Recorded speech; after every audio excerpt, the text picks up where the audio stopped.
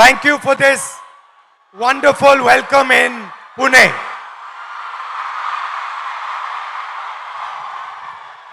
Today,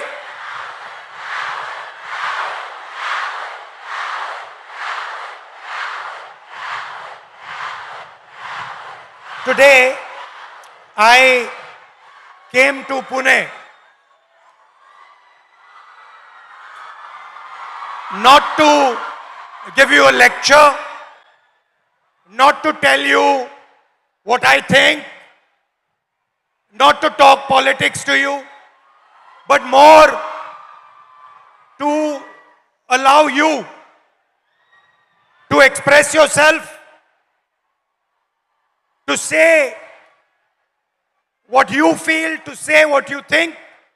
And what I have done is I have put a little framework, some ideas to allow you to think, express yourself.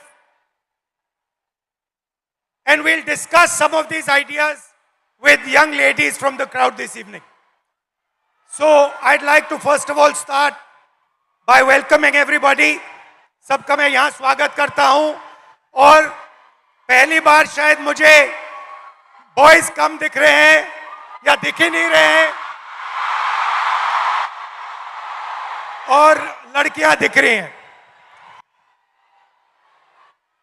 The idea behind this evening is, as is written over there, break the cage.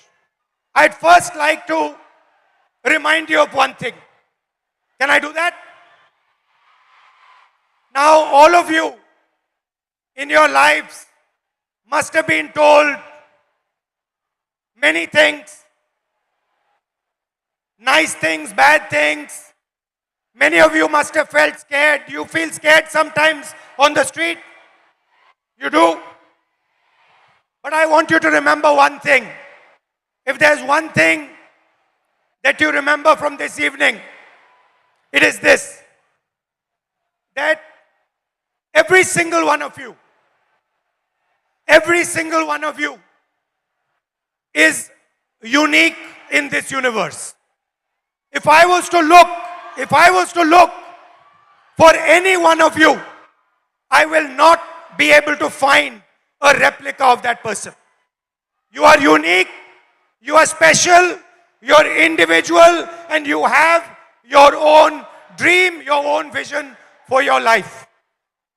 Am I right or am I wrong? I'm right. Many times people ask me, what is India's biggest strength? And you get many answers when you ask this question. Somebody will say our economy. Somebody will say our military. Somebody will say our medical system. Somebody might even say our people. But I am very clear on what is India's biggest strength, our biggest asset. And that strength is 70 crore unique journeys, unique imaginations, unique dreams that the women of India are living. Somebody might say to me, well, there are 70 crore men. How do you say that 70 crore women are more important? What is your logic? My logic is the following. Women are by nature more sensitive, more gentle, more compassionate, and more forward-looking than men. And that is why I believe fundamentally that India's women, young, old, are India's biggest asset. Now, एक problem है, बहुत बड़ी problem है. Problem क्या है? Problem है कि whenever I speak to a man, women are put in three boxes. You are either seen as a daughter as a wife or as a mother. Now, there is nothing wrong with being seen as a wife, daughter, or mother. Nothing wrong with it. But this cannot be your only identity. It cannot be that we have brilliant women who are doing completely fascinating and different things, who are professionals, who are sportswomen, who do multiple different things, and then the only identity that they are given by our men is these three. And notice that every single one of those identities has a relationship with a man. So you are either a mother or a wife or a daughter. And I'd like to quote over here the Manusmriti, which says clearly, in childhood, a female must be subject to her father. Meaning, the Manusmriti says, in childhood, a female belongs to her father. In youth, she belongs to her husband. When her Lord is dead, she belongs to her sons. A woman must never be independent. This is a direct quote from the Manusmriti. And these words are a shame, because these words should never ever have been spoken. The most... Hello, how are you? Hello.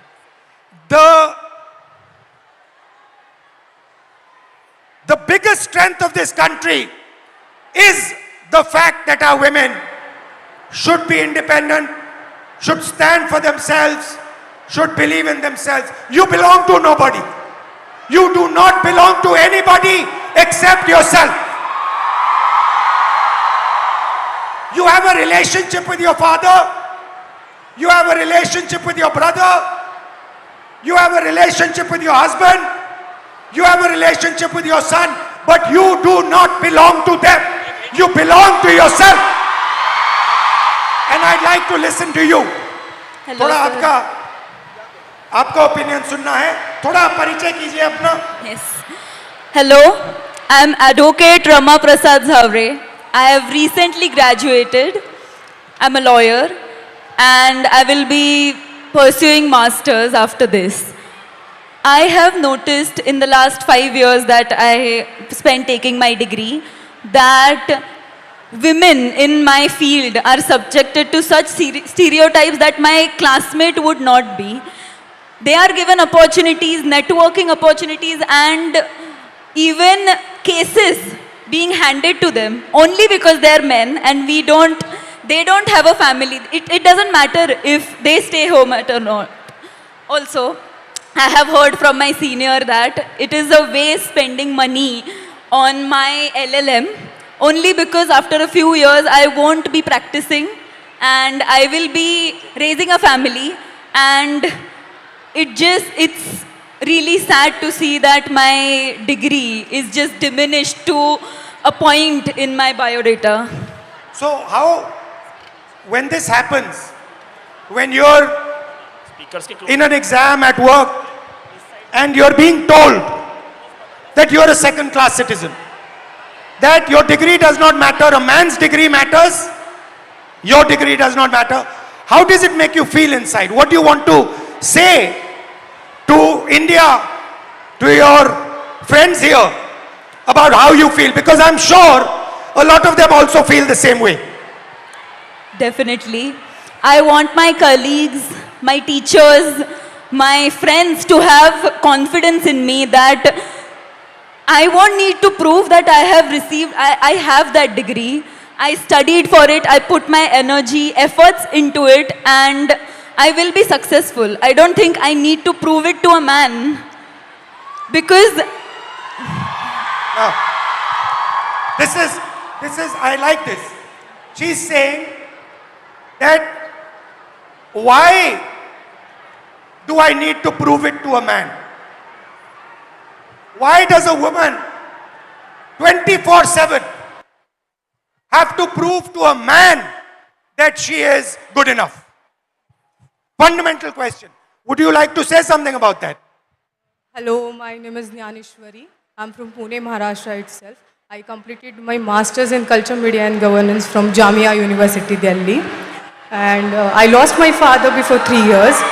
And after that, How? he got a cancer. After that, there was so much family pressure, society pressure, community pressure. My dad was a sanitary worker. And I had a huge pressure. You have to do the relinquishment certificate. You have to submit the certificate. You will not. If I'm asking anything in a property or in anything, it's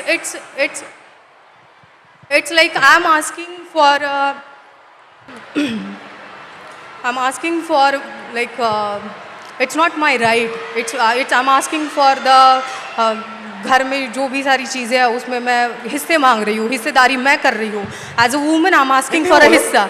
हाँ, और as a like if is any other man, if my I have my brother and it's his right, but if I am asking it's मैं हिस्सा मांग रही हूँ. If your brother is asking, Yes. it's his right. Yeah. And if you are asking, मैं हिस्सेदारी कर रही हूँ घर Your में.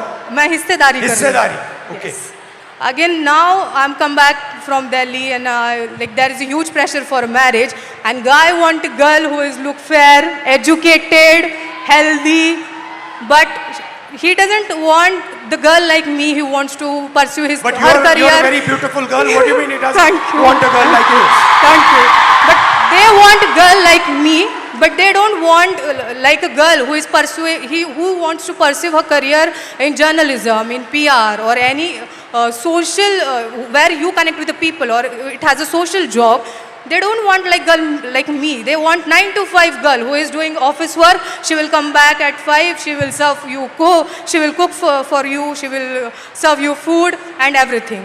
The girl like me who wants to go into the journalism field, who wants to go on the. But why would a man not be proud of a wife who goes out, works, is independent, is living her own vision, her own dream? Why is it that the man is uncomfortable with this idea? Then I think the man or his family would not be able to control on her.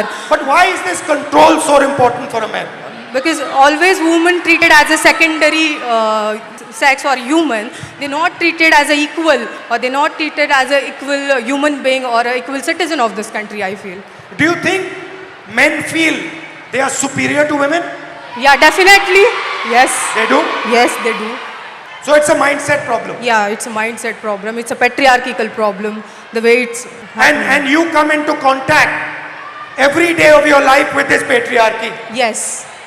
The roads are controlled by the patriarchy, Yes. right? Yeah. The businesses are controlled by the patriarchy. The school education system is controlled by the patriarchy. There is a caste hierarchy. Yeah. So how do you feel about this? Like I just wanted to treat my education, or I wanted to look at my education it's a dignified thing. I wanted to treat myself as a human being, not as a secondary person or the citizen of this country. Do you get angry? Every day, You every get angry night. that what is going on?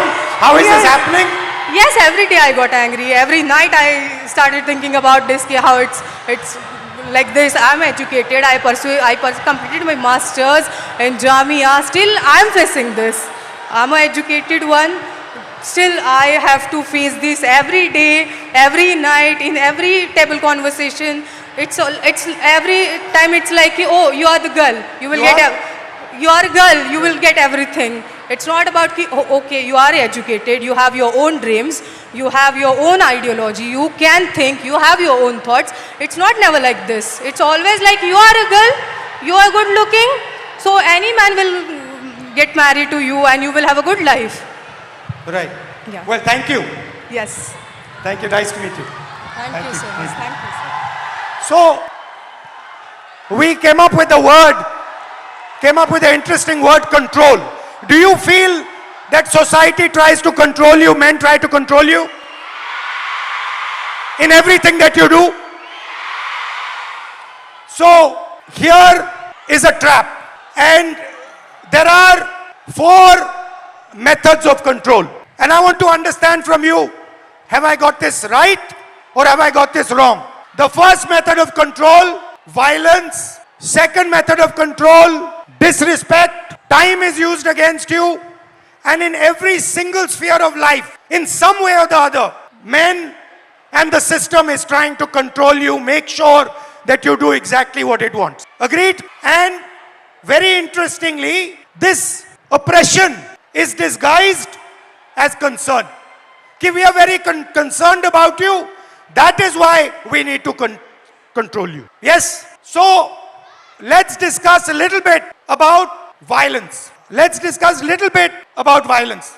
ये जो line है, कुछ हो गया तो, ये आप अपने को बोलती हो, बाहर जाएंगे तो कुछ हो गया तो, फैमिली मेंबर्स टेल यू, उधर मत जाओ, कुछ हो जाएगा, राइट? देयर आर 3 तरीके का कंट्रोल है, 3 तरीके की हिंसा है, सॉरी। एक तो डायरेक्ट है, मैंने आपको पहली फोटो दिखाई, उसमें मैंने कहा कि 70 crore journeys are there. First thing to understand is before they are born, पैदा होने से पहले हर साल 4.5 लाख लड़कियों की हत्या होती है. That is the first violence, पहली हिंसा. दूसरी हिंसा हरासमेंट. इस भीड़ में से 80% लड़कियों को कहीं ना कहीं हरास किया गया है, राइट? सड़क पे, बस पे, रेस्टोरेंट में, स्कूल में, कॉलेज में 80% महिलाओं को हरासमेंट किया जाता है.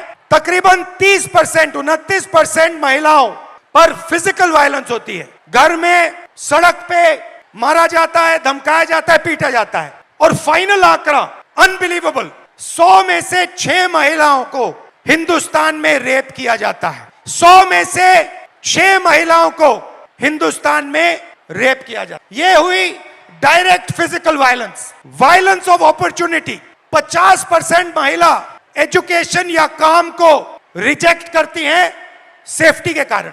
हिंसा से बचने के लिए 50% महिला एजुकेशन बंद कर देती हैं या फिर जॉब छोड़ देती हैं. और आखिरी फाइनेंशियल हिंसा. क्यों? क्योंकि अगर आप एक महिला हो, एवरेज हिंदुस्तान की महिला को हर साल सेफ्टी पे 17,500 रुपए एक्स्ट्रा. ज्यादा कितना ज्यादा? इसका डबल. तो 3 तरीके की हिंसा है.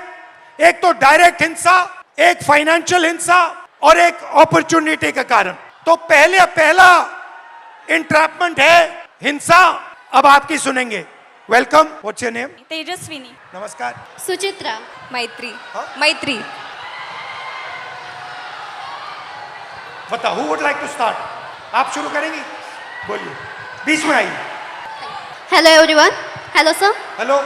मेरा नाम सुचित्रा पागी है. मैं पालघर वसई से बिलोंग करती हूँ और अभी मैं इकोनॉमिक्स में मास्टर्स कर रही हूँ हड़पसर में SM जोशी कॉलेज में. जब हम सिक्योरिटी की बात करते हैं लड़कियों की, तो खुद के साथ होना और दूसरों के साथ होना बहुत अलग चीज़ है. उसमें ज़मीन आसमान फ़र्क है. जब हम पढ़ते हैं कि न्यूज़पेपर में पढ़ते हैं कि लड़की के साथ लड़की हरेस्ट हुई, उसका रेप हुआ, तो वो बहुत अलग बात होती है कि हम सिर्फ फील करते हैं कि उसके साथ ये हुआ तो वो क्या फील कर रही होगी. जब खुद के साथ होता है तो एक डर पैदा होता है मन में कि नहीं यार, लड़कों से बात नहीं करनी, लड़के बहुत स्केरी होते हैं. तो मेरी 15 साल पुरानी एक स्टोरी है. जब मैं 13 ईयर की थी, सिर्फ 8वीं कक्षा में थी, तो क्या हुआ, मैं 5 किलोमीटर गांव से दूर स्कूल में चल के जाती थी और उस टाइम गाड़ी वगैरह ऐसा कोई फैसिलिटी ज़्यादा नहीं थी. तो शाम को जब स्कूल छूटा तो मैं आई और चौराहे पर 3 लड़के थे. लिटरली वो बहुत ज़्यादा ड्रंक थे और उनका एज भी 25 साल से आगे था. तो कितने थे वो? 3 लोग थे 3 लोग. और वो मैरिड थे और मेरे साइड वाले गांव के ही थे वो आप लड़के. जानते थे उनको? नहीं, हम जानते नहीं थे, लेकिन वो साइड वाले गांव के ही लड़के थे. तो क्या हुआ, उन लोगों ने हमें घेरा, मैं और मेरी दोस्त थी, और उन्होंने हमें छेड़ा. लिटरली मतलब पास आ रहे थे और ऐसे कमर को हाथ लगाना, और हाथ लगाने के लिए आ रहे थे, तो मैं बहुत ज़्यादा डर गई कि ये क्या हो रहा है। तो उस टाइम पे समझ में नहीं आ रहा था कि मैं क्या करूँ, तो मैं भाग गई। तो मैंने अपने पापा से कहा। आपकी फ्रेंड भी भाग गई? हाँ, मेरी फ्रेंड मुझे छोड़ के भाग गई। तो क्या हुआ, मैंने अपने पापा से कहा कि पापा मेरे साथ ऐसा ऐसा हुआ। तो वो हमारे साइड वाले गांव के लड़के थे। तो पापा ने क्या कहा कि हम कंप्लेन करेंगे, पुलिस स्टेशन में कंप्लेन करेंगे, लेकिन मैं नहीं आऊँगा, मम्मी को लेके जाओ। तो मैं मेरी मम्मी को लेके गई। क्यों?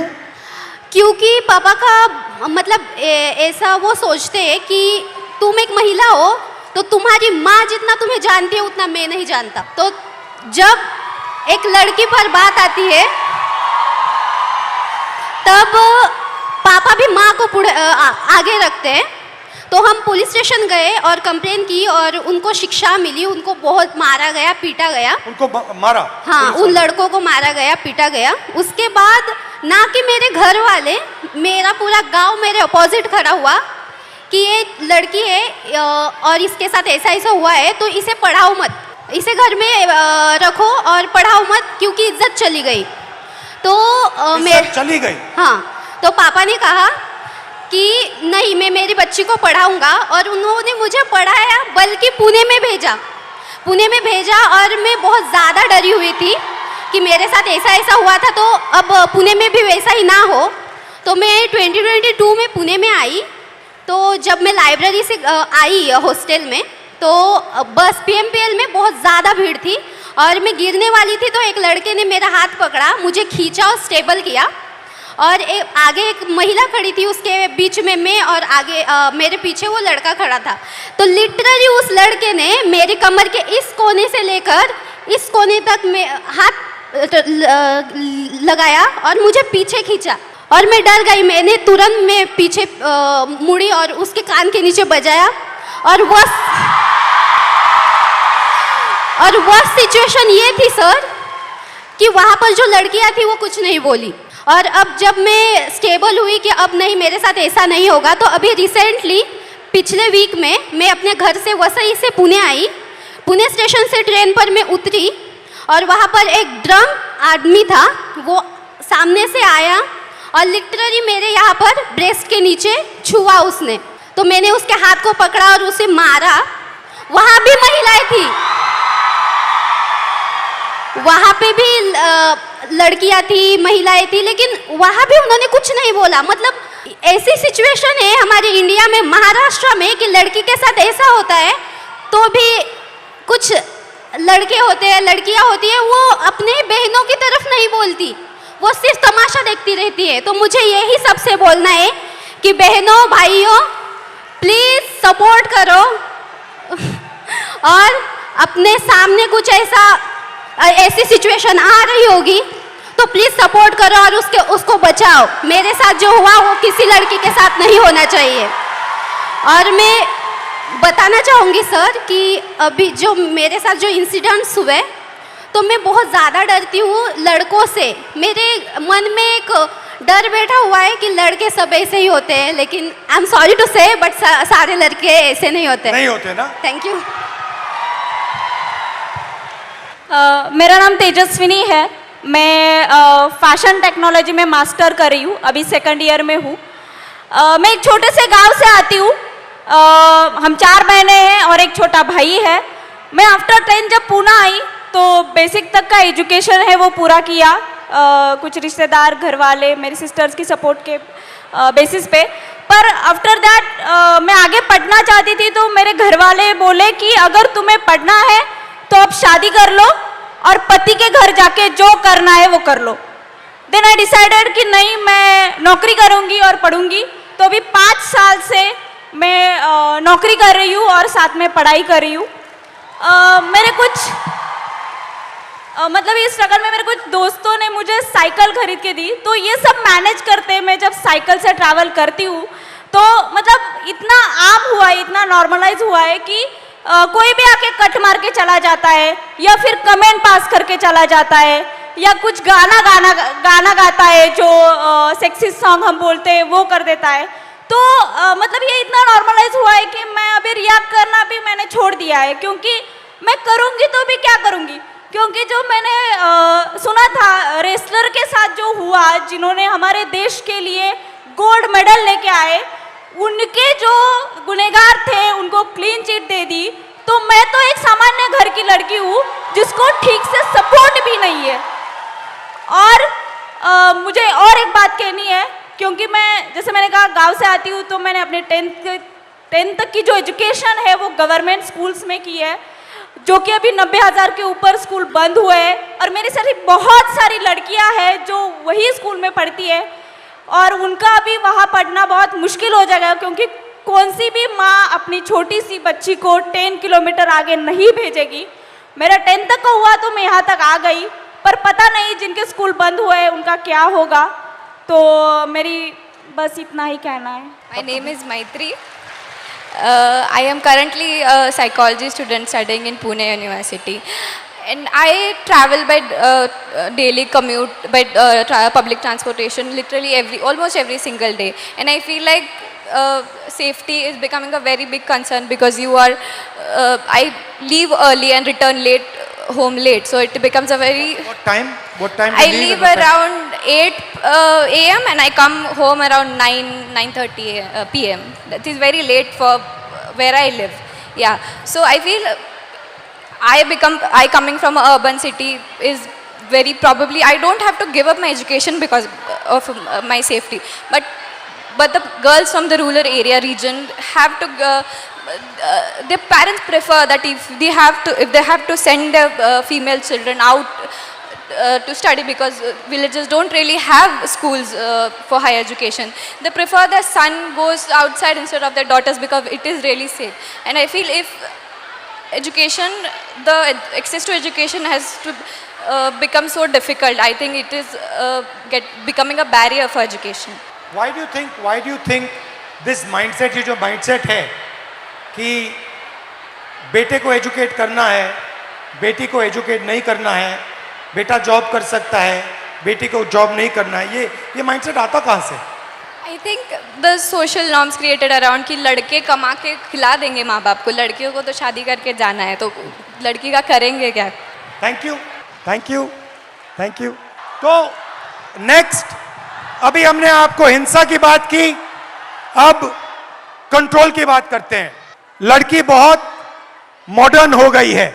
60% हमारी जो लड़कियां हैं, 60% घर से अकेली नहीं जा सकती। अगर घर से बाहर जाना होता है तो किसी के साथ जाना होता है। सेकंड, 45% शादी के लिए या हाउसवर्क के लिए 45% शादी या हाउसवर्क के लिए ड्रॉप आउट करती हैं। और आखिरी जो शायद सबसे अमेजिंग आंकड़ा है, और इससे तो मैं बहुत हैरान हुआ कि इस देश में सिर्फ 8% महिलाओं के पास इंडिपेंडेंटली ओन्ड प्रॉपर्टी है। मतलब फाइनेंशियल कंट्रोल, मूवमेंट पे कंट्रोल, और आप क्या करोगे उस पे कंट्रोल। नमस्कार, hello. My name is Pragya. Nisha. My name is Sheikh Amna Usama. You can say. What?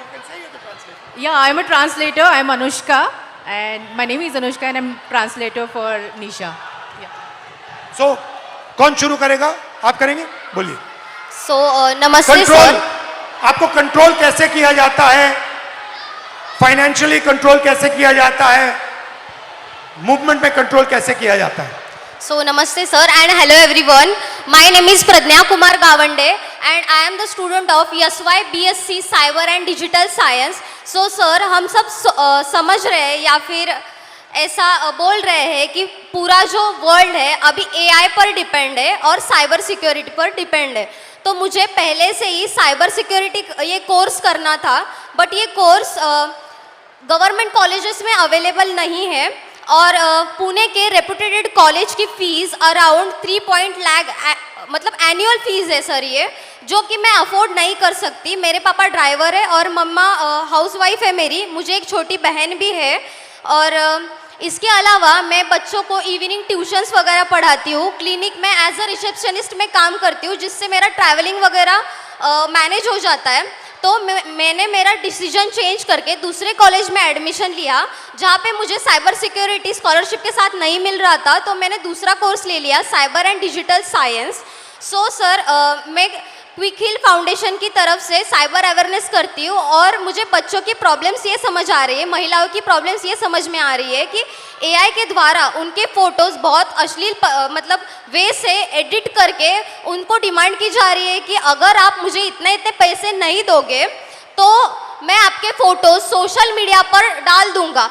और इसका सोल्यूशन सिर्फ और सिर्फ साइबर सिक्योरिटी जो वॉरियर्स जो साइबर वाले हैं उनके पास है। और ऐसे कोर्स को हमें स्कॉलरशिप क्यों नहीं दी जा रही है, और स्कॉलरशिप नहीं है तो गवर्नमेंट में ये कोर्स क्यों नहीं है। और ठीक है, अगर हम लड़कियां ये वर्किंग होके सीख रहे हैं तो फैमिली के रिस्ट्रिक्शंस और सोसाइटी के रिस्ट्रिक्शंस कि इतने बजे घर क्यों आ रही हो, कॉलेज के अलावा आप इधर उधर क्यों घूम रही हो, इतने बजे इसका कॉल क्यों आ रहा है, बाहर जा रहे हो स्कार्फ बांध के ही जाओ, या फिर और कुछ, इनसे बात मत करो, उनसे बात मत करो, ये मत ये आपके मम्मी पापा कहते हैं, कौन कहते हैं आपको? एक्चुअली मेरे मम्मी पापा सपोर्टिव है, बट हम ऐसे एरिया से आते हैं कि अगर हम पुणे में भी रह रहे हैं तो थोड़ा एरिया अलग पड़ता है सर, वहाँ पे सोसाइटी उनको रोक टोक करती है और वो भी सोसाइटी के प्रेशर के अंडर अगर हम पढ़ रहे हैं और हमारे ऊपर फाइनेंशियल प्रेशर है तो हम करियर पर या फिर हमारे जो स्टडीज़ पर कैसे फोकस कर सकते हैं। और दूसरी बात ये है कि अगर हम काम कर रहे हैं तो हमें ये सब रेस्ट्रिक्शंस, ठीक है अगर मैंने माना कि ये हमारे सेफ्टी के लिए है, बट ये तो डायरेक्टली हमारे फ्रीडम पर वार हो रहा है। मैं नहीं चाहती कि मुझे एक स्पेशल फेवर वगैरह मिले, बस मुझे एक फेयर चांस चाहिए सीखने का और खुद के पैरों पर खड़े होने का। That's it, thank you sir. Thank you. मेरा नाम शेख आमना उसामा है। मैं SY BA में हूँ, पॉलिटिकल साइंस है मेरा मेजर सब्जेक्ट। मैं भिवंडी से आती हूँ और मैंने देखा है भिवंडी में नॉट ऑल बट कुछ पेरेंट्स तो ऐसे हैं जो सिर्फ अपनी बच्चियों को इस वजह से नहीं पढ़ा रहे क्योंकि वो लड़कियां हैं। उनको यही बोला जाता है कि अरे तू लड़की है, पढ़कर क्या करेंगी।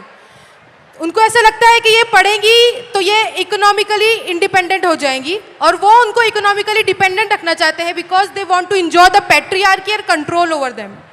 उसके अलावा सेकंड थिंग ये कि my parents are very supportive. उन्होंने इतना कुछ होने के बाद भी मुझे बहुत सपोर्ट किया है और पुणे पढ़ने के लिए भेजा। पुणे में मैं एक UPSC एस्पिरेंट हूँ, तो मुझे क्लासेस जाने के लिए, कोचिंग क्लासेस जाने के लिए मैं पब्लिक ट्रांसपोर्ट का यूज़ करती हूँ। पब्लिक ट्रांसपोर्ट में भी लड़कियाँ इतना अनसेफ फील करती है कि कभी कभी ऐसा होता है कि अगर आप बस में चढ़ो और कोई आदमी के पास एक सीट खाली है बस की, तो आपको 10 मरतबा सोचना पड़ता है कि मैं बैठूं या मत बैठूं, मैं रुकूं कि कोई महिला के बाजू में सीट खाली हो जाएंगी, मैं उधर जाके बैठूं।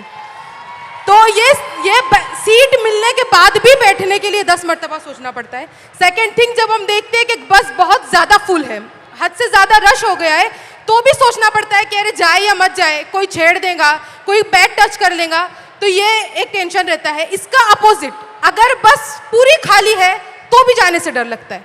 मतलब आपको क्या करना है, आपको भरी हुई बस में चढ़ना नहीं है, आपको खाली बस में चढ़ना नहीं। मतलब हमने पब्लिक ट्रांसपोर्ट को भी ऐसा बना दिया है ना कि गर्ल्स को सेफ फील ही नहीं होता है। तो मैं गर्ल्स से भी और बॉयज़ से भी कहना चाहूँगी कि अगर आपकी वजह से लड़कियाँ अनसेफ फील कर रही है तो आप ही का काम है कि उनको सेफ भी फील कराए। अगर किसी के साथ ये होता हुआ देखे तो प्लीज़ उसके अगेंस्ट में आवाज़ उठाए, एक दूसरे को सपोर्ट करें, बिकॉज हम ये नहीं चाहते कि हमें बहुत ज़्यादा अपॉर्चुनिटी चाहिए, बट जितना हमारा राइट है इक्वल अपॉर्चुनिटी हम भी डिजर्व करते हैं।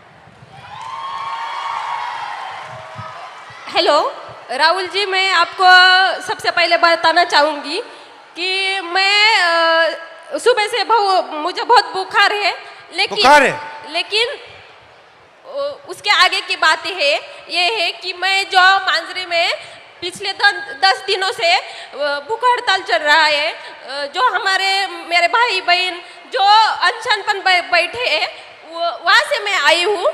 तो मुझे कहाँ बैठे हैं? मांजरी में, पुणे में ही। अच्छा, और क्या कारण क्या है? जो हमारी मांगे है वो इसमें लाई है, मैं आपको आगे बोलो। तो हमारी मांगे है कि हमें शिक्षा चाहिए, और मैं आपको मराठी में समझाऊंगी ताकि मैं जो ताकि मेरी बात है वो अकेली निशा की नहीं है, वो सब ट्राइबल स्टूडेंट की है, पूरे देश की है, पूरे महाराष्ट्र की है. इसलिए मैं आपको मराठी में बात करके बताऊंगी. जो आम्ही जे उपोषणासाठी बसलेलो आहोत, आमचे भाऊ आणि त्याच्यामध्ये आमच्या 2 बहिणी देखील बसलेल्या आहेत आणि त्यातलीच एका बहिणीची तब्येत खूप नाजूक झाली, तिला आज हॉस्पिटलमध्ये नेलंय.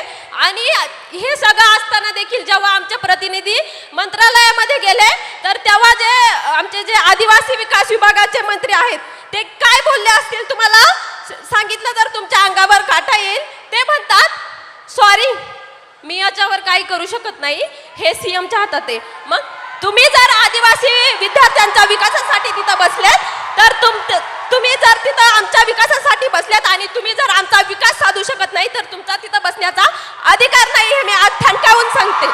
आणि दुसरी गोष्ट म्हणजे मी अजून एक सांगेल की ज्या आमच्या भागामध्ये ज्या आश्रमशाळा असतात तिथं जे सेंट्रल किचन पद्धत लागू केली, जसं की एका ठिकाणी जेवण बनणार आणि ते 70-80 किलोमीटर लांब घेऊन जाणार आणि त्यामुळे ते जेवण खराब होतं, त्यामुळे विषबाधा होते. आणि विद्यार्थी आत्ताच एक गोष्ट झाली गडचिरोलीमध्ये, कारण आदिवासी ज्या आश्रमशाळा आहेत त्याच्यामध्ये बेडची सुविधा नाही आहे, पिण्याचं पाणी देखील नाही आहे. त्याच कारणामुळे गडचिरोलीमध्ये विद्यार्थ्यांनी झोपेत असताना त्यांना मण्यार सापाने दंश करून 3 विद्यार्थी मेले आणि 3 विद्यार्थी अजूनही हॉस्पिटलमध्ये आहेत. तर आमची मागणी अशी आहे की त्या विद्यार्थ्यांच्या पालकांना ॲटलिस्ट 1 कोटीची तरी मदत करा आणि ह्या सरकारने त्यांची मदत 4 लाखांवर मोजलेली आहे. तसंच आमचं त्यांना एक म्हणजे मागणं आहे की ज्या आमच्या आदिवासी विद्यार्थिनी असतात, तुम्ही जर पाहिलं ते जे आदिवासी हॉस्टेल आहेत ते जे शहरं आहेत जसं की पुणे मुंबई, तर जे पुण्याचा जो सेंट्रल भाग आहे तिथं नाही आहेत. मांजरी कोंढवा और इस वजह से जो हमारा शिक्षण है, हम जो पढ़ते वो पढ़ाने के लिए टाइम ही नहीं रहता क्योंकि 4-4 घंटे हमें वहाँ जाने आने में ही लगते. तर ह्या सगळ्या मागण्या घेऊन आम्ही मागच्या 10 दिवसापासून उपोषणासाठी बसलोय. तर माझी तुम्हाला विनंती आहे की मी तुम्हाला जे आता निवेदन दिलं आहे त्याचा विचार करून तुम्ही आमच्या आदिवासी विद्यार्थ्यांसाठी काहीतरी करून आमच्या मागण्या सोडवण्याचा प्रयत्न कराल. थँक्यू. तो बताओ क्या ओके इन्होंने अपने कुछ मुद्दे आपके लिए लाए हैं. तो पहला पॉइंट ये है कि आदिवासी कम्युनिटी से वो बिलोंग करती है और आदिवासी डिमांड्स के लिए आ जाओ इनके काफ़ी भाई बहन सारे उपोषण पे पिछले 10 दिनों से पुणे में ही बैठे हैं. क्या मेन डिमांड क्या है? इनका डिमांड एक बार मेन डिमांड क्या है? मेन क्या डिमांड जो ट्राइबल जो डिपार्टमेंट है उसने जो जीआर लागू किया है, जैसे कि जो हॉस्टल में नियमावली होगी वो उसमें लिखा है कि हम म्हणजे 13 साल तक ही पढ़ सकते हैं, कि 13 साल तक ही हम हॉस्टल में रह सकते हैं. और फर्स्ट डिमांड ये है उनकी कि ये जिस ट्राइबल हॉस्टल्स में ये रह रही है वहाँ पे ऐसा रूल है कि वो सिर्फ 30 ईयर्स तक ही वहाँ पे रह सकती है. आफ्टर दैट ये सरकारी हॉस्टल है? हाँ, ट्राइबल कम्युनिटी का जो हॉस्टल होता है वो सभी सरकारी होता है. और ये सारी डिमांड्स ये लोग सीएम के पास लेके गए और वहाँ से उन्हें बताया गया कि सॉरी हम कुछ नहीं कर सकते. हाँ, तो उनका कहना है कि फिर अगर आप कुछ नहीं कर सकते हो तो आप बैठे क्यों हो कुर्सी. और आप क्या चाहती हो, किस एज तक उसको करा जाए? ज़्यादातर 35 एज तक भी हम म्हणजे आम्ही जरी आम्हाला 35 वर्षासाठी पण 35 वर्षापर्यंत जरी दिलं तरी ठीक उनको आहे. 35 ईयर्स तक हॉस्टल मिलना चाहिए. 35 इयर्स हो जाएगा तो खुश हो जाओगी? वैसे तो हमें ये एज की लिमिट है वो ही नहीं चाहिए, लेकिन ये सरकार है वो तो आपको भी पता है. लेकिन हमें चाहते कम से कम ये 35 एज तक भी आ पाए, इसलिए मैंने ऐसे बोला. लेकिन हम मुझे आप वहाँ इनवाइट क्यों नहीं कर देते? हमने आप मुझे वहाँ बुला लो, यस, मैं भी आ जाऊंगा, बैठ जाऊंगा आपके साथ. आम्हाला आवडेल तुम्ही तिथं आलेले आणि आमच्या मुलांची देखील इच्छा आहे की तुम्ही तिथं यावं आणि आमच्या प्रश्नांवरती बोलावं आणि आमचे प्रश्न सोडवण्यासाठी प्रयत्न करावा. वो चाहती है कि आप वहाँ पे आए, वो खुशी खुशी आपको बुलाना चाहती है. मुझे बुला लो, मैं आ जाऊंगा. ठीक है, मैं थोड़ा दबाव और एक साथ डाल देंगे। मैं और एक बात कहना चाहूंगी, उससे तो आपके होश ही उड़ जाएंगे। जैसे कि हमारे ट्राइबल हॉस्टल होते, ज़्यादातर वहाँ यहाँ पुणे में गढ़चिरौली, नांदेड़, अमरावती, वहाँ से जो स्टूडेंट आते हैं वो तो हर रोज़ घर नहीं जा पाते। और जुन्नर, जो आंबेगांव, वो तो लड़कियाँ जाकर आती है, लेकिन वो जो गढ़चिरौली के स्टूडेंट होते हैं वो नहीं जा पाते। तो हम दिवाली में या किस छुट्टी में गए और 1 महीने से ज़्यादा वहाँ पर रहे, तो वो बोलते हैं कि आप फिटनेस सर्टिफिकेट लाए। और वो फिटनेस सर्टिफिकेट क्या होता है कि हमें हमारी प्रेगनेंसी टेस्ट की जाती है। और हम जब इस बात पे आवाज़ उठाते हैं तो वो बोलते हैं कि आपको 1 महीने में, आप शांति से सुनिए क्योंकि ये बात बहुत ही गंभीर है। मैं कहना चाहूँगी कि हम जब उनको पूछते हैं कि ये क्या है, ये क्यों करना है, तो वो बोलते हैं आपको 1 महीने में आपको जानलेवा बीमारी हुई तो, और किस संसर्गजन्य बीमारी हुई तो मैं क्या कहना चाहती हूँ उन प्रशासन को कि आपकी जो स्कूल है, जो आश्रम शाला है, प्राइवेट स्कूल है, सभी स्कूलों में जो 24 घंटे एक नर्स क्यों नहीं रख पाते। Thank you. थैंक यू, बहुत अच्छा लगा। मुझे बुला लो, मैं आ जाऊंगा, ठीक है। Thank you. तो डिसरिस्पेक्ट की बात करते हैं, लोग क्या कहेंगे। पहली स्लाइड में हमने आपको फिजिकल वायलेंस की बात बताई, रेप की बात बताई, हिंसा की बात बताई, मगर शर्म के कारण 99% of sexual violence cases, rape cases, molestation cases, ये अनरिपोर्टेड जाते हैं। तो वो जो 6% का आंकड़ा है वो एक्चुअली सच्चा आंकड़ा नहीं है। सच्चा आंकड़ा उससे बहुत ज्यादा है, मगर शर्म के कारण अनरिपोर्टेड जाते हैं। 84% महिलाओं को काम करने के लिए परमिशन लेनी पड़ती है। और फाइनल, सैलरीड महिलाएं जो हैं, किसी भी जॉब में हिंदुस्तान में अगर आप सैलरीड महिला हैं तो आपको 25% सैलरी पुरुषों से कम मिलती है। तो ये बात हुई डिसरिस्पेक्ट की। आखिरी, are they coming? Hello. Before we move on, sir, there is someone very, very special who's joining us here today. Okay, okay. And sir, Bhojpuri गानों से पॉलिटिकल सटायर भी करती हैं Neha Rathore ji. Hello. So Neha Rathore ji, please join us. Disrespect, आप disrespect की बात करेंगी? जी बिल्कुल, और बिल्कुल डिसरिस्पेक्ट और इज्जत पे हम लोग बात करने आए हैं। तो मैं आप लोगों को बता देना चाहती हूँ, मेरा नाम सर नेहा है, नेहा सिंह राठौर मेरा पूरा नाम है। मैं भोजपुरी में लोकगीत लिखती हूँ, गाती हूँ, और मैं सरकार से उन तमाम मुद्दों पर सवाल पूछ लेती हूँ जो सरकार को पसंद नहीं आते, और बदले में मुझे ढेर सारी गालियाँ और FIR झेलने पड़ते हैं। ये किस बात की इज्जत है भाई महिलाओं की? डेमोक्रेसी में हम अपने प्रधानमंत्री से सवाल नहीं पूछ सकते हैं, तो ये किस बात की इज्जत है? मुझे याद है सर, मैं शादी करके नई नई ससुराल आई थी और मैंने उस दौरान एक गीत गाया था यूपी में काबा, और मेरे पीछे जीप भर भर के पुलिस भेजी जा रही थी। गांव देहात के लोग मेरे हस्बैंड के बारे में, मेरे ससुराल के बारे में बहुत कानाफूसी करते थे कि बताओ कैसी लड़की ब्याह लाया है, पता नहीं कौन सा क्राइम करके आई है, ये पुलिस आ रही है। तो ये किस तरह की इज्जत है? और मैं समझती हूँ कि एक महिला होने के नाते, एक महिला होकर अगर आप समाज में नाम बनाना चाहते हैं या किसी सामाजिक मुद्दे पे मुखर होकर बोलना चाहते हैं, सर ये बहुत कठिन है। पुरुषों की ट्रोलिंग बहुत अलग तरीके से होती है, महिलाओं की ट्रोलिंग बहुत अलग तरीके से होती है। महिलाओं के लिए कुछ नहीं करना है, बस इसका चरित्र खराब है बोल दो, यही बोल दो, और इतना काफ़ी है सर। हम हतोत्साहित हो जाते हैं। वो तो अलग बात है कि मैं थोड़ी ज़्यादा ढीठ लड़की हूँ तो मैं नहीं डरती हूँ। वो सर मुझे गालियाँ दे रहे हैं पिछले 5 सालों से और कहते हैं तुझे पिछले 5 सालों से गालियाँ दे रहे, तू सुधरी नहीं। मैं उनसे बता देना चाहती हूँ कि मैं नहीं सुधरने वाली हूँ। मैं भी मुझे भी सालों से गाली दे रहे हैं, मैं भी नहीं सुधर रहा हूं।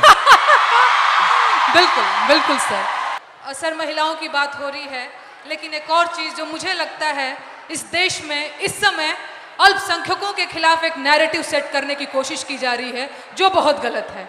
उनकी वतन परस्ती पे बात आ गई है, उन्हें आतंकवादी कहा जाता है, उनके देश प्रेम पर सवाल उठता है। Thank you very much, lovely, शुक्रिया, बहुत अच्छा शुक्रिया गाया। मुझे ये मंच देने के लिए, बहुत धन्यवाद sir. Thank you and come and see me sometime. And final ताला, फाइनल कंट्रोल, समय का अब शादी की उम्र हो गई है। Time is weaponised. एवरेज जो महिला है, जो लड़की है 15 से 29 साल की, वो एवरेज घर में 5.5 घंटे काम करती है। उसी घर में एवरेज लड़का 30 मिनट काम करता है। लड़का बाहर जा सकता है, लेट आ सकता है, कभी भी बाहर जा सकता है, मगर आप लोगों को 8 बजे शाम वापस आना पड़ता है, कर्फ्यू होता है। Right right. और फाइनली एज लिमिट के बाद जो लड़के होते हैं एग्जाम्स 1, 2, 3, 4 बार ले सकते हैं, मगर मैरिज एज 23 साल होती है। और जो लड़कियां हैं, जो गर्ल्स हैं, उनको ज्यादा से ज्यादा एक मौका मिलता है, क्योंकि फिर उनको कहा जाता है अब शादी का टाइम आ गया है, अब एग्जाम मत कीजिए, अब शादी कीजिए। तो हेलो, हाउ आर यू? आप कैसे हो? What's your name? I am Sharayu Chopde and I am pharmacist. Okay. And आज यहाँ पर मैं सारे एमपीएससी एस्पिरेंट की आवाज़ बन के आपके सामने आई हूँ। बताइए। हमारा सर पेपर लीक हो गया है। एमपीएससी इज अ कॉन्स्टिट्यूशनरी बॉडी और इसको दबाया जा रहा है। 22 मार्च को हमारा एग्जाम हुआ था और 20 मार्च को पेपर लीक हो गया। जब पता चला पेपर लीक हुआ है तो एमपीएससी ने डिनाई कर दिया। फिर एफडीए कमिश्नर और एमपीएससी को खुद जाके हम मिले, ये पूरा वायरल हो गया। तब सिर्फ कंप्लेंट की है, अभी सीआईडी के पास गया है और अभी उसको दबाया जा रहा है। बहुत सारे ऑफिसर्स के नाम आए हैं, बहुत सारे अधिकारियों के नाम आए हैं और इसको सप्रेस किया जा रहा है। We want justice, we want transparency, we want fair examination, because यहाँ पे जितने भी बच्चे हैं वो बहुत दिन रात पढ़ाई करते हैं। Pune is MPSC hub.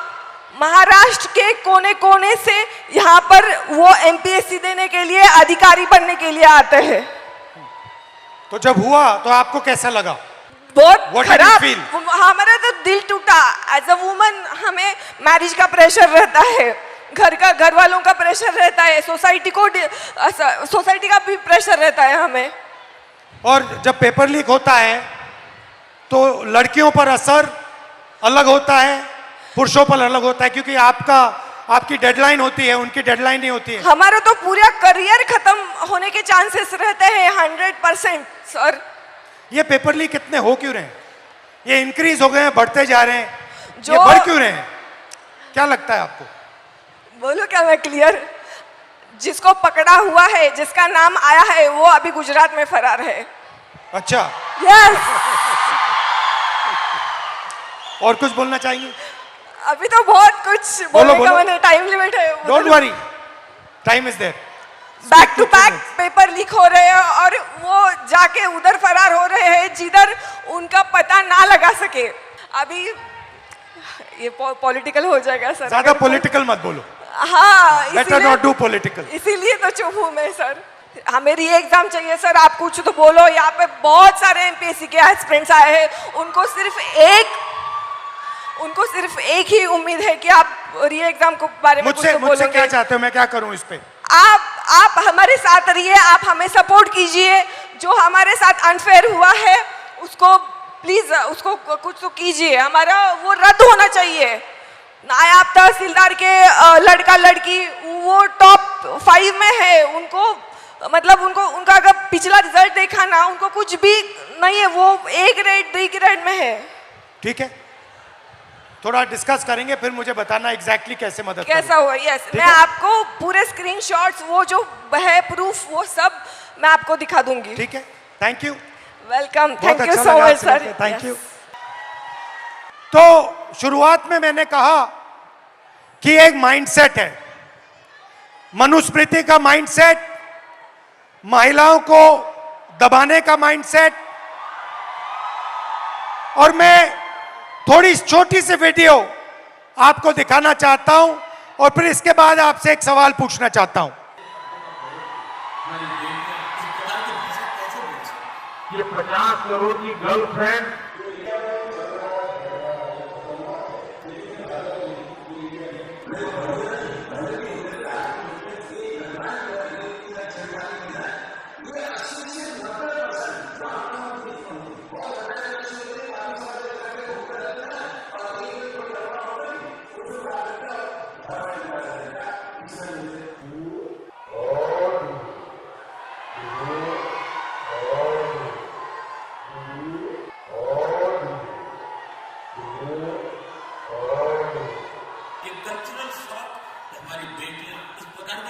तो मेरा सवाल है और आपसे सवाल है कि जंतर मंतर में गालियां लड़कों ने भी दी और लड़कियों ने भी दी, बट प्रधानमंत्री कह रहे हैं कि गाली देना कल्चरल शॉक लगा हमें क्योंकि लड़कियों ने गाली दी। लड़के गाली दे तो कोई प्रॉब्लम नहीं है, उनके लिए अलाउड है, मगर अगर लड़की गाली दे तो कल्चरल शॉक है, शोभा नहीं देता। मोहन भगवत जी कहते हैं कि इंडिया में रेप होता है और भारत में रेप नहीं होता है। खट्टर जी कहते हैं कि 80% रेप महिला के कारण होते हैं। तो ये एक माइंडसेट है और ये इस माइंडसेट से लड़ाई चल रही है। माइंडसेट क्या है कि लड़की की एक जगह है, वो पिंजरे में बंद होनी चाहिए, उसका कंट्रोल रहना चाहिए, उसको काम नहीं करना चाहिए और लड़कों को फुल फ्रीडम मिलनी चाहिए। वो जो भी करना चाहे करें, गाली देनी है गाली दें, काम करना है काम करें। ऐसा हिंदुस्तान हम नहीं चाहते। हम न्याय चाहते हैं, सबकी रिस्पेक्ट होनी चाहिए, सबकी रिस्पेक्ट होनी चाहिए, लड़कों की होनी चाहिए, लड़कियों की होनी चाहिए। और ये जो आपके दिल में है, जो डर है, इसको जल्दी से जल्दी मिटा देना चाहिए हमेशा के लिए। तो आइडिया क्या है? ये जो महिलाएं हैं, जो लड़कियां हैं, ये हिंदुस्तान की स्ट्रेंथ है। आप इस देश की फाउंडेशन हो, आप इस देश के फ्यूचर हो। आपको पेट्रियार्की दबाती है, डराती है, धमकाती है, कंट्रोल करती है। मिलकर इस पेट्रियार्की को खत्म करना है। Smash the patriarchy. And my message to you, simple message, be loud, be proud and fight for your space in society. Hello, we'll do it. I'll just do it. Hello. देश में लोकशाही आज लग रहा है।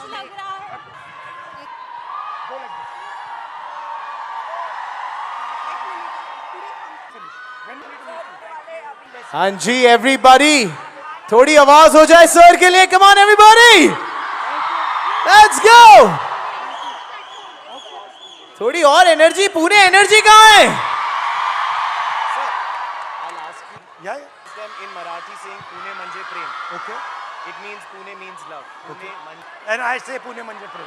You have to all say it. We'll just do it. We'll just do it. Okay, and now girls, सुनो, sir Pune में आए हैं तो पुणे वालों के लिए भी तो कुछ खास message sir. Pune Manje Prem. Thank you. Pune मंजे प्रेम। पुणे बोल मंजे दिया प्रेम। guys। से- से- क्या बात है। थोड़ी और पुणे आवाज हो मंजे जाए। प्रेम, पुणे मंजे प्रेम। Pune Manje Prem.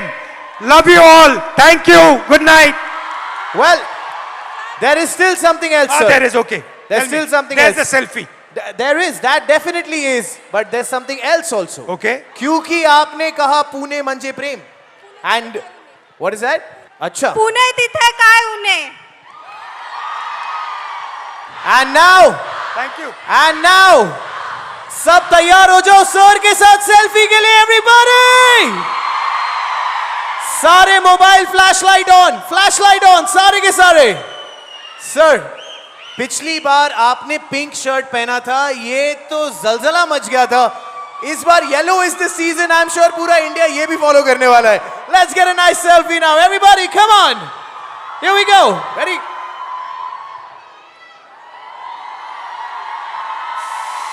You want to press this button? Only this one. Yes, sir. This one. Yeah. Come on, Pune! Thank you. And on that note, thank you, sir. We truly, truly, truly love you. Thank you. And you are the person we look forward to do anything Thank and you very everything. much. Thank you for being Thank here, you. sir. And thank you everybody. Thank you for a lovely evening. Come. Come. Really? She wants to come. Oh my God. अब तो sir ने कह Why दिया don't the है. other girls also come?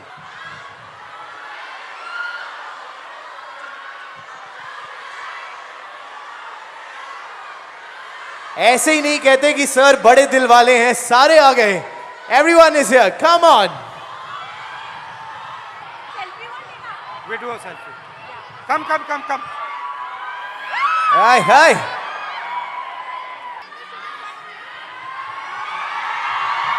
What's your name?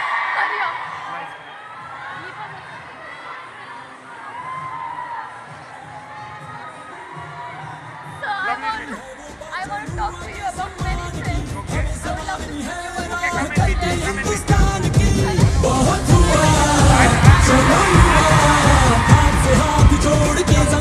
And on that note, Pune, मजा आया तो आवाज हो जाए. एक कल्चरल शॉक. हमारी बेटियां इस प्रकार की भाषा कैसे बोल सकती? क्या बेहतरीन दिन रहा है सारे लड़कों को वहां पे. Thank you brothers. Thank you. Good night.